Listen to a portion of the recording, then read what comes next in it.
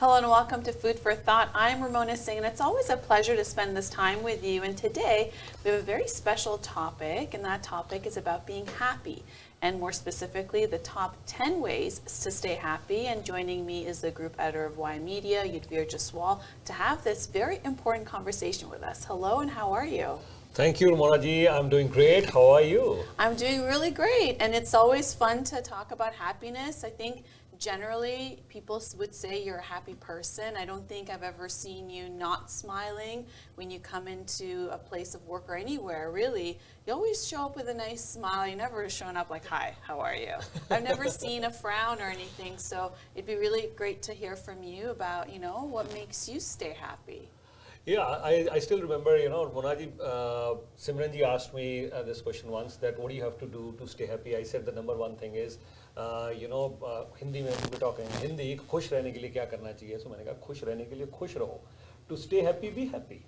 If you want to stay happy, be happy. That's the first thing. But I'm sure this is a very interesting topic that we're going to discuss today. Top 10 ways to stay happy. How's that? That's a really good one. So I'm going to start off with mine. Sure. And it's in no particular order. It's just really what came to my mind, so I just jotted it down. So I'm just going to go through it. And I would have to say the first one is to make peace. Make peace with literally everything. And I know it sounds a lot easier than said, but what I mean to say by that is perhaps maybe, because we talked in a previous show about, when you get upset, and I said, it's when you have certain expectations and the event unfolds where it doesn't meet your expectations, so it may upset you or bother you, but really it comes down to what was your expectation of that event, and then it's perhaps a good thing to take a look at it. But I think now, post that, if you're in a situation where it was unpredictable, perhaps it didn't make you feel so good, what I personally do is, and everything I'm going to talk about today is what I personally do, is I actually make peace with it. I actually let it go. Because I believe, the premise of my belief system is that everything happens for the best. I believe that literally everything that's happening in my life, it's for me to grow, it's for me to learn a lesson, it's for me to be in more gratitude, it's for me to be more in love, and in all those things. So I always think it's for my best. I don't think it's happening to me, I think it's happening for me to be a better person, which is what allows me to actually make peace with literally anything that could happen. So perhaps, let's say there's something I, strive towards, and I give it my everything, and I do my best, and let's just say the outcome is not what I expected. The fact that I know that I gave it my best, and I did everything in my capability to be able to achieve that, and I do not have it, then I actually go through a period where I make peace with it, because I believe, and I believe in God, and I believe we all come from God, and we co-create with God the life that we live. So I believe that there's something actually better for me, and I believe that even that moment of perhaps disappointment, I always look for, what's the lesson? What is the opportunity I need to learn here?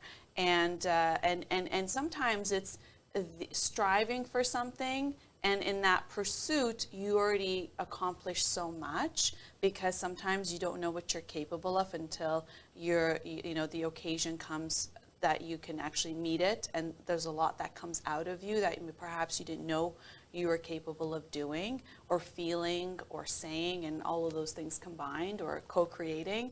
And so I always look at that, and then when I make peace with it, it almost just goes away, and then it's just more opportunities that come up, because then you leave yourself open to new things to come in. Wow, that's good, and what a nice way you explained it so well, and I've seen that in you. Yeah, I think you practice that a lot, and that reflects on your personality as well. Thank you. Because the opposite of making peace with something would be to hold a grudge. Yeah.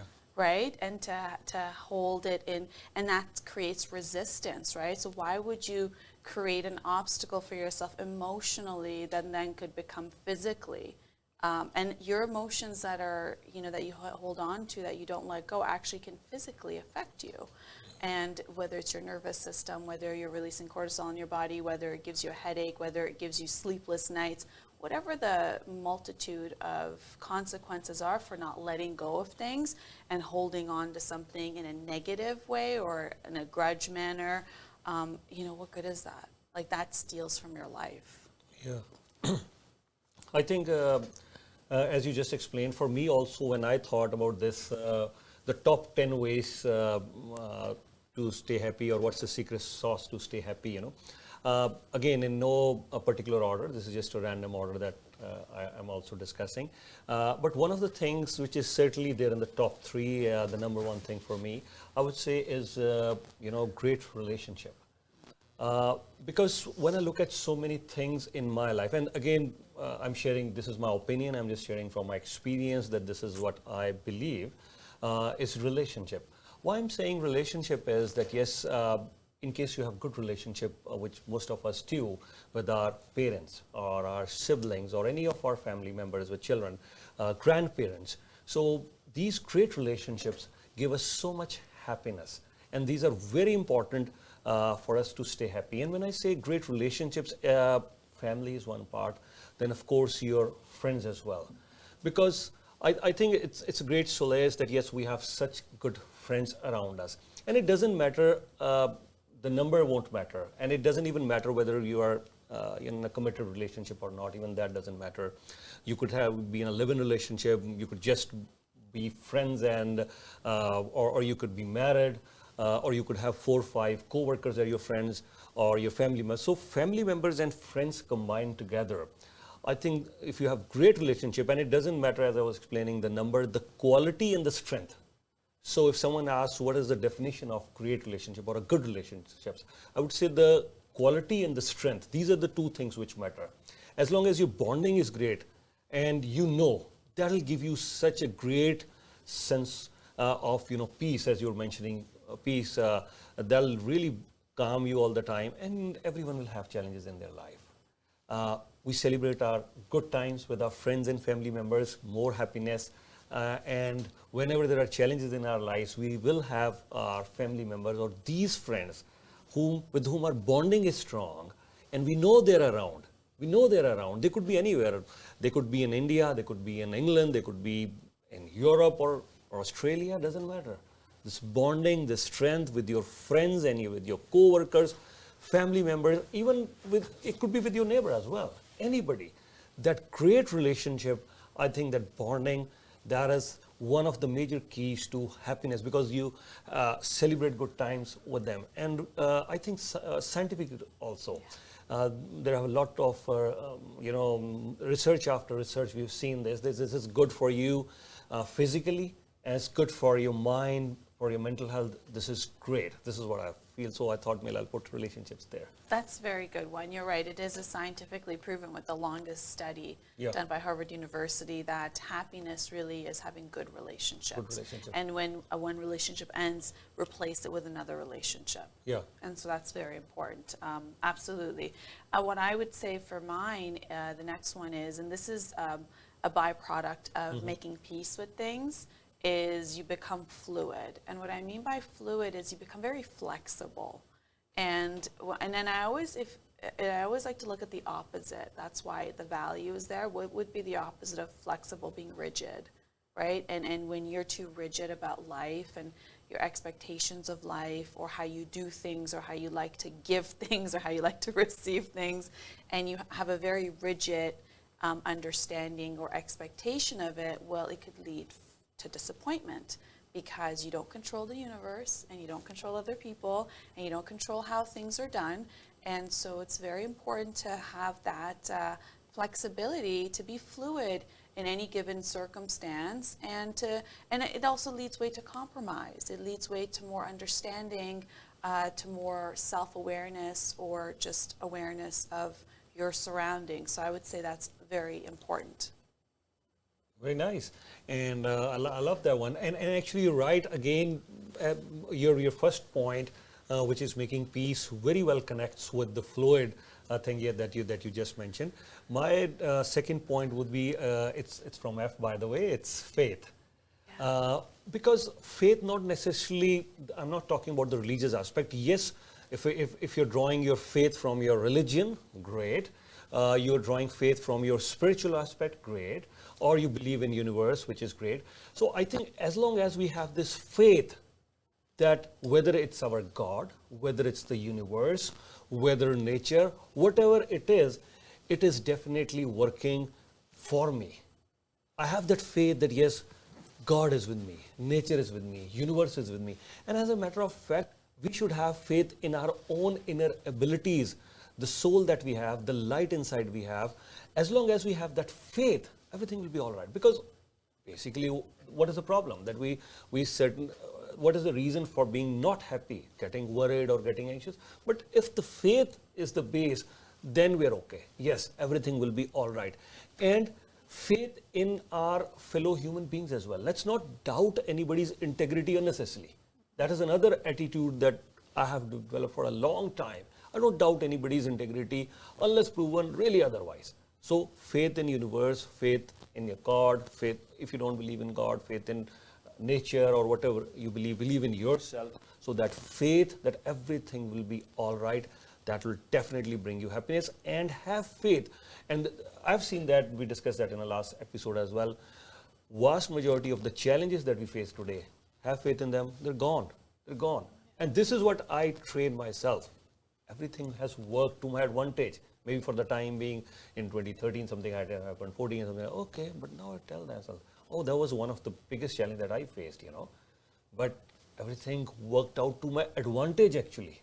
It was not that the problem or the challenge went away, it worked to my advantage. So anything that will happen tomorrow, it will work to my advantage. That faith brings happiness.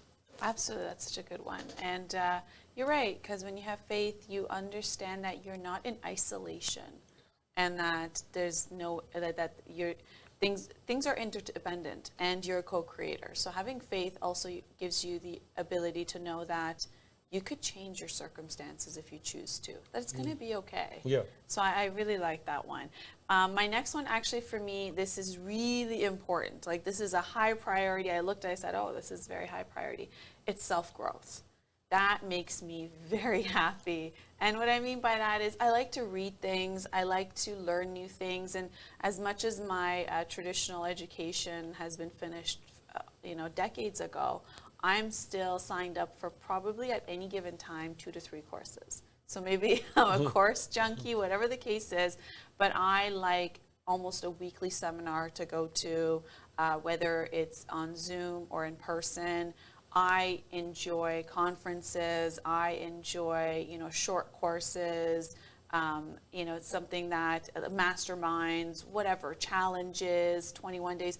I thrive in it because it gives me the ability to learn new things, meet new people, enter a new world. And it's a new world of ideas as well, and how to implement some of this stuff. And I think it's really helped me. Like, just half of the things I live by was said by somebody else, or I read from someone else. And then I thought about it and then kind of made it my own. So, there's that sharing of ideas, and you wouldn't get there unless you expose yourself to it. So I like constant learning is the key. So it's not about, oh, I graduated this year and this is my degree. The world has changed, right? And it's changing constantly. And I'm not talking about like industry, because that's of course another thing, or the economy. I'm talking about even your emotions, your who you are, how you've matured.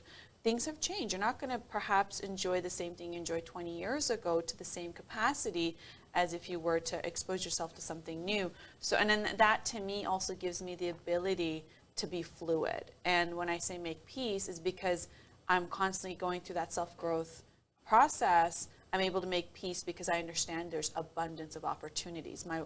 It keeps my world not so small. And that's part of it. And actually, it's very interesting because I met a girl, and this is so important. And I was at a gala, and I met, an incredible young woman, and she says, we're talking about work, and she says, her home country, she doesn't look forward to moving back to her home country because she likes having a work-life balance. She said in her home country, people will go to work at 7, 8 a.m. and will come home at 9 p.m. And she said, and that's the norm. And she goes, I actually like now to have my balance. And she says, and then she tells me the list of things.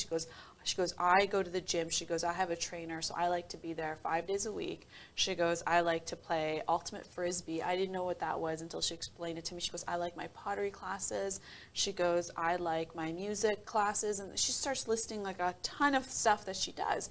She goes, it makes me really happy. And I said, well, were you always like that? Were you always athletic and sporty? She goes, no. She goes, I was the laziest person. She goes, I was not at all. She goes, I love playing badminton. She starts listing like a whole bunch of stuff. And then I said, okay, she goes, COVID happened. And she goes, when COVID happened and you're in lockdown and you don't have the ability to do things for such a long time, she goes, then it made me realize there's a lot of things I wanted to do that I cannot do because the place is closed. And she goes, then I got into an accident. And she goes, I've survived it. She goes, but it really made me realize life is so short. She goes, so as soon as, the restrictions were removed, she goes, I made sure I signed up for everything and I follow through. She goes, if you don't and you make an excuse, say, I'll do it next time, or I'll take the nut, and she goes, then you're not going to do it. So she goes, I've completely changed and I'm happier as a result. And she started saying yes to life. And that is all part of self-growth. Yeah, amazing. I was super inspired by her. So I'm like, I'm going to go sign up to a bunch of stuff too and follow through. Yeah. You just mentioned reading, and then you mentioned a course. You're a course junkie. You do lots of courses. Yeah. As a matter of fact, when I was thinking what makes me happy, or the top 10 things that I would share. So you use the word reading. I did think about this. That should I write down learn? Because it's very similar, reading or learning, right? Whether even if you're watching something, because you like watching documentaries and you're learning from that. Learning from that. Yeah. And not only watching documentaries, I love to learn all the time. Like, let me start with my game as well, right? Although this learning thing, because when I thought these would be my top 10, learning couldn't figure in the top 10 because I had around 20 ideas for staying. And this is I'm glad that you mentioned that. I'm so happy you mentioned read, but read is like learning. Reading is also, what's the purpose of reading? I'm sure the purpose is like course or anything is learning, right? So I'm so happy that you mentioned this one. And I just want to take this little further, that yes, whether I play badminton, I want to keep on learning all the time. That makes me happy. Oh, I learned a new shot, a drop shot, a smash, anything that I do, whether I'm reading anything, I'm watching any documentaries, I try to learn most of the time. So I love learning, and you're right, and that gives me so much happiness. So that's a good one. It does because and I, you know what, the simple things like, okay, if I want to learn that about an Olympics, okay, I would love, when was the last time Olympics happened in Tokyo? Not this one, 1964, that was the last time. Okay, London, not this one, not the 2012, I'm talking the last one, 1948. So it gives you so much happiness that you know so much. So learning about anything, try learning. And if someone asks me one thing that really keeps me going, keeps me alive, learning keeps me alive. Thank you. That's a very big one. My third one would be love. I've said that many times on air, and I'll say this again: wealth and poverty. And this is not my saying, I've read it somewhere, and I've used it in the last 20 years many times on air. Wealth and poverty both having failed, the conviction that you're being loved by someone is the greatest happiness on this earth. I know when I mentioned last time, you said loved. What about giving love? You always talk about receiving love. You're like, it's the best feeling in the world when you can be so loved. And I'm like, reciprocation. Reciprocation. I know. I knew this would be coming. So I'm covering that aspect as well today. Yeah, the conviction that you're being loved by someone is the greatest happiness on this earth. Yeah, because being in media, or if some people know you, yes, it's a great feeling when people love you, they call you, they appreciate you, and they say, wow, this is amazing. It's a great source of happiness. And you're right. But in the last few years, I've realized this thing, that, giving love as well, it's even more important. And when you reach a stage where you're loving everyone, and I borrowed this from the India community, love for all, hatred for none. None means there cannot be any discrimination. What happens is then within yourself, a fountain of love starts flowing. And I'll once again link it with your number one point that you said you make peace with everything. So what happens is you are on the receiving end as well. You're getting so much love and you're happy, you're getting love, you're happy, and you're loving everyone without any discrimination.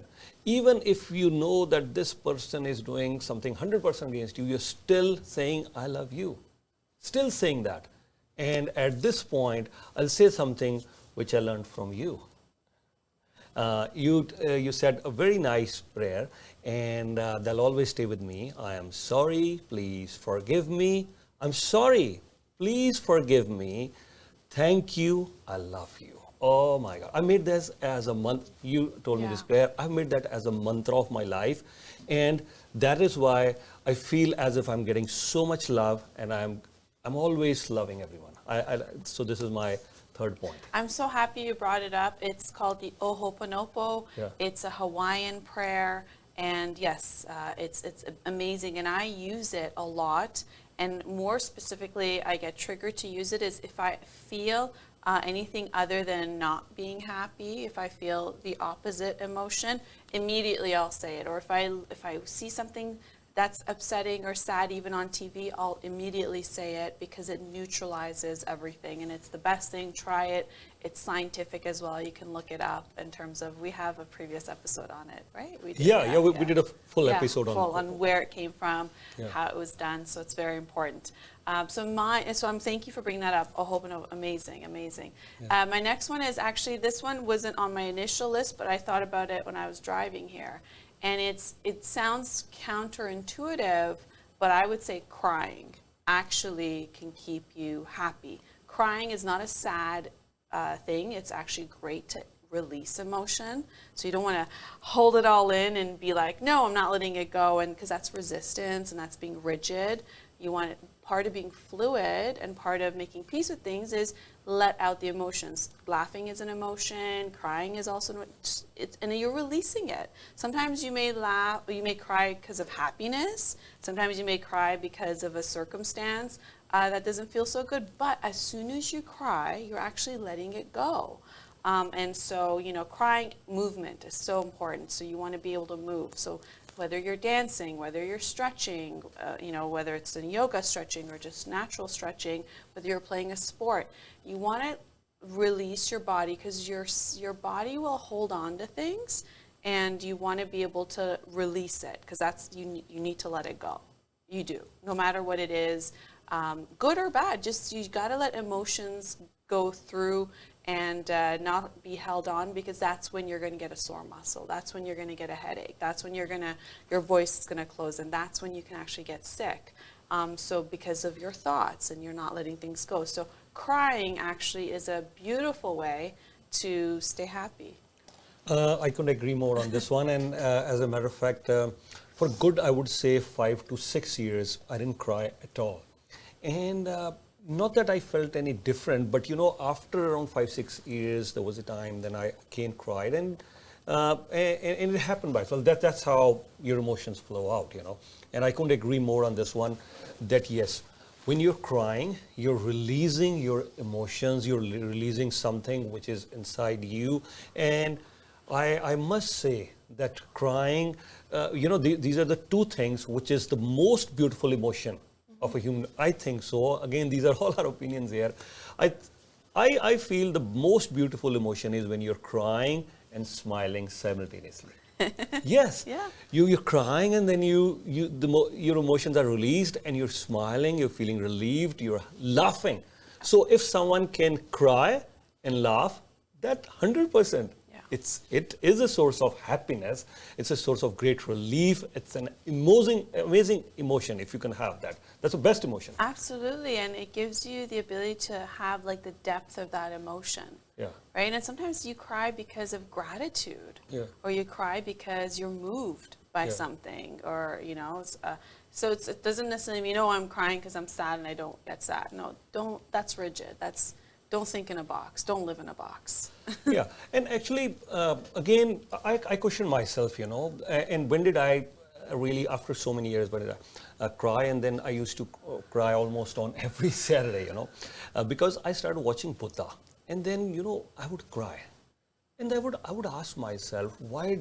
I would ask myself, as much as it was a source of happiness, relief, but then I asked myself, why am I crying? What is the reason? Again, this is my opinion. I'm not sure whether you would agree or not. I realized, what? In our ambition and in our, passion for doing something big or doing something, we're always running. What happens is somewhere our soul wants to live a different life. But Our brain, because we're ambitious, I want to do this, we're running around all the time. And we don't cry. We don't cry. We're all the time because, yeah, we're focused. Our mind tells, no, we're strong, everything is good, we have to do all these things in this way. So I was leading that sort of life. Suddenly, when I started watching Buddha, and earlier I couldn't figure out, but after a long time, after 4 or 5 years, I figured out, I figured out. I said, you know what? Your soul was, Yudhvir, tied. Because you were not listening to your soul. Your soul was telling, I don't need anything, Yudhvir. I don't need anything what you're doing. You're running business, this, that, profile, making profile, all this. No, my soul said, no, I do not need anything. When you're watching Buddha, Buddhaji is telling you, now your soul is happy. Now your soul is thinking, okay. He is now finally listening to someone. So now you are untying your soul. The soul starts breathing. The emotions are flowing. Now you're crying. And that, I think your soul finally is telling you, and those tears are of happiness, release, awareness, nirvana. That's what I realized. Wow, what a great feeling. Now my soul is breathing. And if I need to keep my soul breathing, I need to listen to Buddhaji more and more. Whatever serves you, it could be, if you're following Sikh religion, Islam, or Hinduism, or whatever religion you're following, or any good guru or whatever. When you're listening to your soul, you would realize that. It's a great feeling. This is why I thought, okay, this is the reason I'm crying. I don't know. Yeah, that's very great in terms of insight. So I would say that you untied your personality. Your soul is already expansive. It lived beyond your physical body. It lived past you. Like we say, it's something that cannot be created nor destroyed. Your soul exists. So your soul is big, expansive. You untied your personality, your conditioning. You let go of those things. Because we're all conditioned, being raised in society to think a certain way, to be a certain way. This is, behaviorally, nurture versus nature. So and I would have to go back to Gary Zukav's words, and this is like so profound for me. Seat of the Soul. If you haven't read that book, please take a look at it or listen to it on audio. He says that your personality should to have your personality serve the greatness of your soul. Your personality is, you like to read, you like to evaluate things, you're a great communicator. Those are your personality. Your soul is this love that you're constantly feeling and this lightness that you have, and now your personality has midway for. Now your personality, doing the show and talking about it, now your personality is serving the greatness of your soul. Yeah, thank you. I couldn't agree more. Actually, this is, again, that's why, as much as we've named it food for thought, but this is food for soul for me as well. Yeah. I loved doing this show. My fourth point would be satisfaction. And I must say this, where did I see this initially? First of all, I saw this, there were three women, I must say, when I talk about this word satisfaction. Number one, my grandmother. Looking back things in the hindsight, now I realize how satisfied she was. Very satisfied. I'm talking about a woman whose father was an engineer at that time. Very famous engineer in Hoshiarpur. Many people know him. He has a big house and this. And she was married to an engineer. My grandfather was also an engineer. So this woman who's seen it all, very gracious, very satisfied. And maybe as a kid I didn't realize, but now there's so many things when I think about my grandmother. And how could she be so satisfied? Now I can relate with so many things. Second is, I saw a very similar thing in my mother.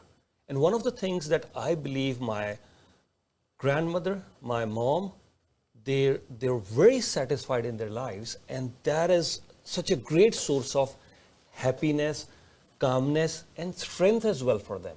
Being satisfied, because they're satisfied, they're calm, they're very strong. And then I was so fortunate after my grandmother, my mother, my life partner, Preeti, very satisfied, to the point that I will ask her, and I used to counter that earlier. And whenever I came across anybody, I said, what is life without an ambition? What is life without motivation? What is life without a much bigger goal? I mean, you guys are just coming in this world happy, sad.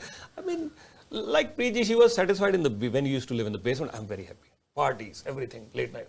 Very happy. We moved into a semi. Okay, party, happy. Oh, this is big, huge. Oh, I'm having. You're satisfied? You don't. Usually the females say, I want a bigger house, car, or anything. I'm happy, satisfied, very satisfied. How can you even live like that, being satisfied in life? This was my question to them. Now it's she said turn the table around. Now I am saying, wow, this is why I'm very satisfied. So now I can connect the dots with my grandmother, my mom, my mother-in-law actually as well, and then Preeti as well. I said, wow, actually I was talking about motivation, passion, big thing, achieving this thing. I said, no, they're satisfied. Look how happy they are. And satisfaction, what is satisfaction? It's just the absence of desires. And what is the root cause of all, sadness or worries or tensions, anxieties? What is the cause? Desire.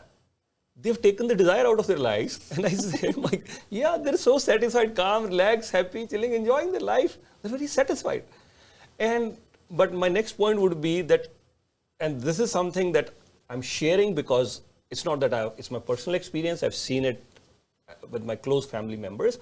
But then how do I make it up for myself? I said, I'm ambitious by nature. I have to do something big. But how do I mellow down myself? And if you're satisfied, it's the greatest thing on this planet. You'll be very happy.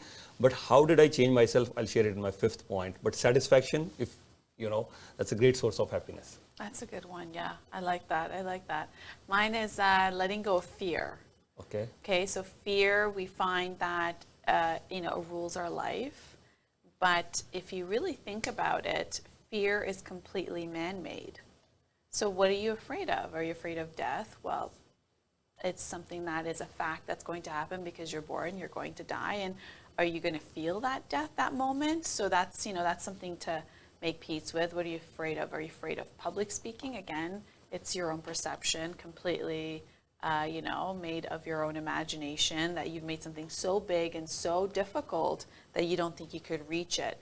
Most people are afraid of failure, so they don't try for something that perhaps there's a goal they want to achieve. They say, oh, I want it, but I don't want to fail, but I better not try. So literally, fear is like a figment of our imagination, if you really think about it. And so when it comes into our life and we actually live a life of fear, then you're actually not living at all. It prevents you from doing so much. It prevents you from living to your fullest. It prevents you from loving. It prevents you from trying. It prevents you from so many different things. So letting go of fear is an absolute sure way of staying happy, because literally it's a figment of your imagination. Wow. I couldn't agree more on this one, because, I always say this, for a great leader, in any field, whether you're in media, whether you're in any other field, politics, even sports for that matter, being courageous. You can have so many different virtues, you can have so many different talents. But if you're not courageous, if you're fearful, I don't think so you can do anything in life. No way. There is no way you can do anything in your life if you're not courageous. You have to be courageous. And you're right. I mean, it's the opposite of fear. So if you're fearful, I don't think so you can achieve anything. When you say, oh, I'm feared to get hurt. Oh, I'm afraid of failing. Does that mean you're just never going to do anything? You're just going to, wrap yourself up in your blanket and not go anywhere? I mean, what are you afraid of? Because if you don't take those chances, you're going to miss the abundance of those opportunities and those feelings and those experiences. And okay, so what, you get hurt? Does that not just give you more appreciation for, the circumstances and the fact that you can actually feel things? And we already said it's good to cry. Let it go. Let it out. So it's, that fear can actually be paralyzing, and it's really made up in your own head. And perhaps maybe you adopted the fear from your parents or from a significant other, someone close to you, because they're afraid of something, so you took it on too. But just understand, think about your fears, think about where it came from, what's the root cause of it, and work it out, because it's just literally in your head. Yeah. And two sports which I've played a lot, cricket, and now I play badminton a lot. Both these sports, one thing is for sure, because let's talk about cricket. You were talking about concussion the other day. Cricket, we've had people ball hitting on their head. A young Australian batsman, he died on the spot. So, would you not play cricket? I've played cricket all my life. I'll still play cricket. And the other day I was telling PG, I'm again going to go play more and more cricket. Because the only thing is, and that is how to face the fear, this, whenever there's a leather ball coming, yes, it's going to hurt very badly. Yes, it is. I mean, if you miss it, it's going to hurt you, especially on your face or anywhere. Wherever it hits on your body, you could get badly hurt. But the best way to face a fast-coming cricket ball is just do not take your eyes off the cricket ball. Don't take your eyes off. If you're taking your eyes off, then it can hit you anywhere. But 100% if your reflexes are good enough and you keep your eyes on it, you can easily duck it and it'll go past you. That has been the mantra for all my life. I've played cricket. And similarly with badminton as well. If somebody is hitting a smash, and especially the body, in cricket also there is a call as body line bowling tactics. Body line, when you hit somebody on the body and the batsman gets, he's fearful, he gets afraid. That's how you cannot do that. So letting go your fear in sports is also very important, and I think it's a great source of happiness. If you're not afraid of anything in life, I think it's a good. And before I mention my fifth point, I want to say this. One day I really liked when you said, "I don't fear death." Yeah. Great. How did you do that? I want to hear that.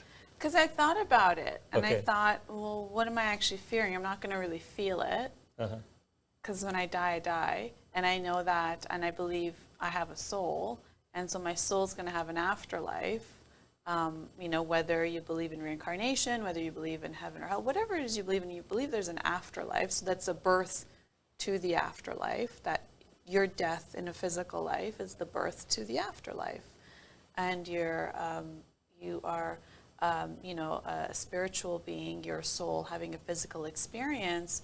So I thought about it. I logically thought about it. I'm like, what would I be afraid of? If I'm supposed to go and this is how it's written for me, then I'm going to go. I can't prevent it.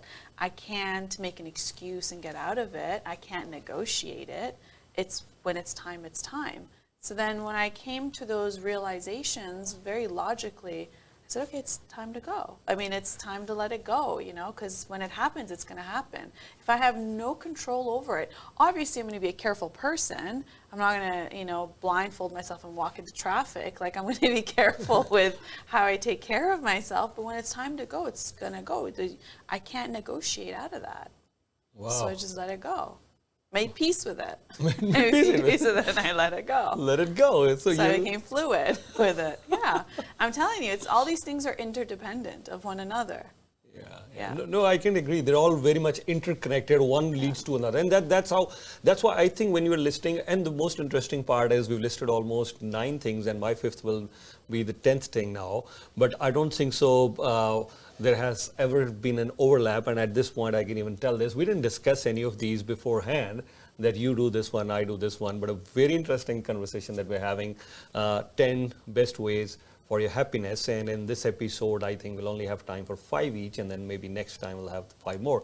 But my fifth one, when I saw this one, satisfaction, I said, my DNA is wired. You cannot change your DNA. You can change anything else. It's wired for ambition, motivation, growth, and all these things. So, okay, satisfaction, I'll try. And how did I, reach there, or more satisfied, calmed, and all these things in the last few years? Gratitude, because that's what I learned from Buddhaji. Gratitude. Okay, I'll start practicing gratitude. To the point that I realized that if you take out gratitude from someone, that person will never be happy. Just take out gratitude from someone. Yeah. If the person says, I can be happy, no, not at all, no. So I started practicing gratitude a lot, and actually, I liked when you said the other day, certain things, it comes effortlessly to you. And I know we did a full show on gratitude when you asked, how do you practice gratitude? I think, no, a mother doesn't practice gratitude with the kid. And there is no set timetable for that. A mother doesn't say, I love my kid at 8 a.m. in the morning, 10 a.m. No, it's all the time. So that's how I started practicing gratitude in my life for every single thing. And it has come now effortlessly in my life. And that has made me, maybe my DNA wasn't wired to be very satisfied, but that has made me a lot more satisfied. It didn't come naturally to me. It wasn't organic for me. But practicing gratitude. So I think that gives you so much happiness, and for everything. People say 10 things, 20 things, 50 things.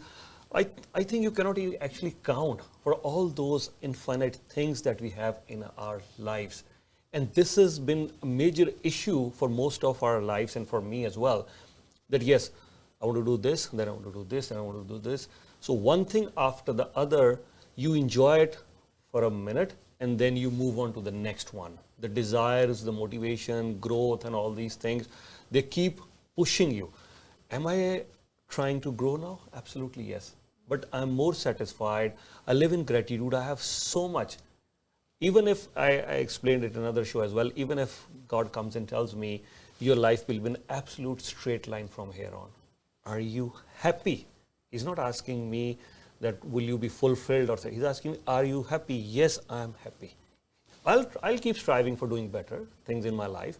But even if my life is absolute straight line, my career growth is absolute a flat line, it won't grow any further, I'm still happy because where I am, I'm okay. I'll keep on striving to do something better.